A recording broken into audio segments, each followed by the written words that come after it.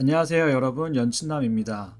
오늘은 출연진 말고 제작진 얘기를 좀 하고 싶은데 11화에 나온 히든룰 악귀에 대해 말들이 많은 것 같더라고요.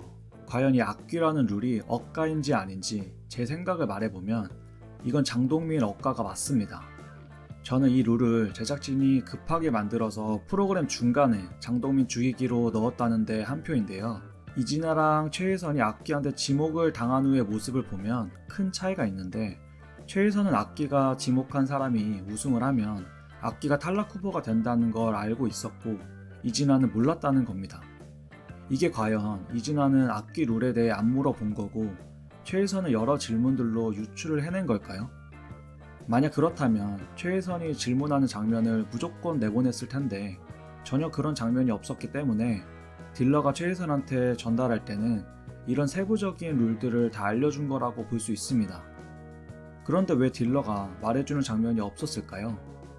바로 이진아 때랑 비교하면 형평성의 문제가 제기될 것 같으니까 그런 것 같습니다.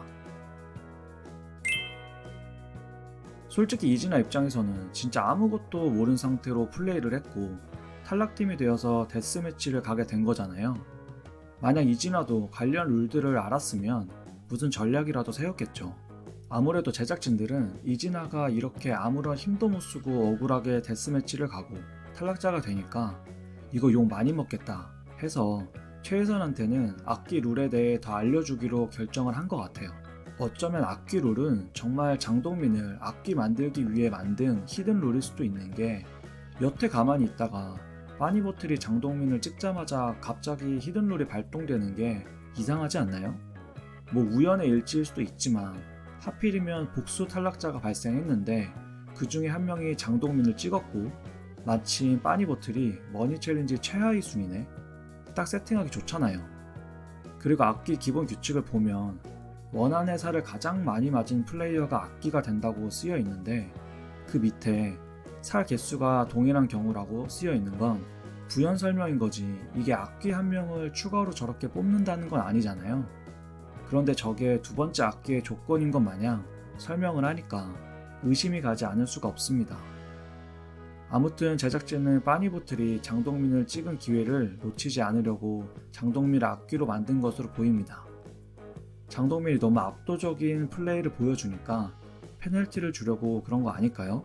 사실 악귀라는 게 어떻게 보면 탈락자를 마음대로 정할 수 있어서 좋아 보이지만 악귀 두 명의 의견이 잘 맞아야 하는데, 일단 한 명이 인성 나락인 스티브 예라서 충돌이 날 것으로 예상을 했을 거고, 최혜선한테 악귀의 치명적인 단점을 알려주면서 악귀로 색출당해 같은 팀원들의 신뢰까지 잃게 하는 빌미를 제공했기 때문에 확실히 장동민의 페널티로 작용한 게 맞거든요. 그리고 정말 최악인 건 이제 장동민이 악귀인 걸 모두 알잖아요.